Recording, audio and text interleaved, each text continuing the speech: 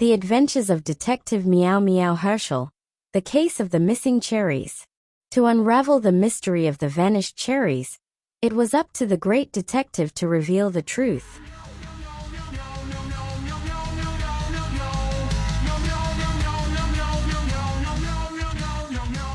There was a worrisome matter at Mrs. Elizabeth's house. She had placed some bright red cherries on the kitchen table, ready to decorate a delicious cake she had baked for the children for Christmas, which was just 3 days away. She placed 4 cherries on the table at night, and when morning came, Mrs. Elizabeth was surprised to find only 1 cherry left on the table. This was not enough to decorate the cake. Perhaps she had absent-mindedly put them in the refrigerator, but when she looked, they weren't there. When she asked everyone in the house, no one had seen the cherries either.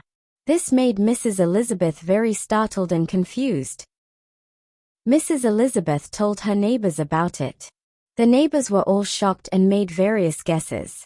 Some even thought that a thief might have sneaked into the house at night and was still hiding in the village.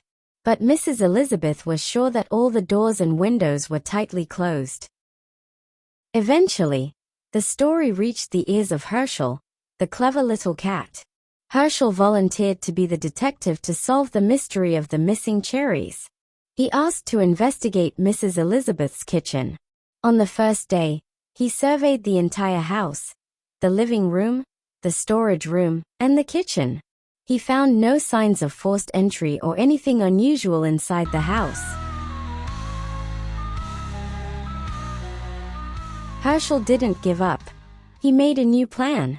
He asked Mrs. Elizabeth to buy more cherries and place them on the table again. This time, Herschel asked permission to sprinkle a white powder for the great detective all around the table. This powder was actually baby powder that Mrs. Elizabeth had in the house. Mrs. Elizabeth was a little surprised but agreed to do as Herschel asked. The next morning, Herschel hurried to check the kitchen again. And what he found made him smile. On the kitchen floor where the powder had been sprinkled, there were many tiny, small footprints and a long trail that looked like a snake's slither. These tracks led to behind the cabinet. When Herschel bent down to look closely, he noticed a small crack in the wall.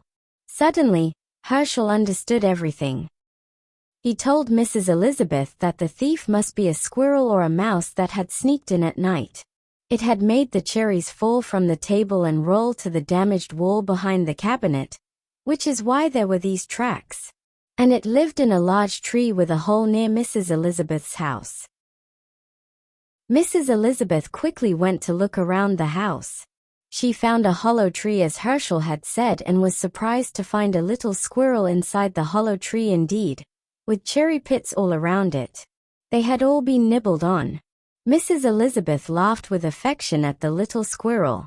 After that, Mrs. Elizabeth called a handyman to repair the crack in the kitchen wall to prevent the squirrel from getting into mischief again. And she went to tell the squirrel in the tree in a gentle voice not to steal things from the house anymore, that it wasn't good.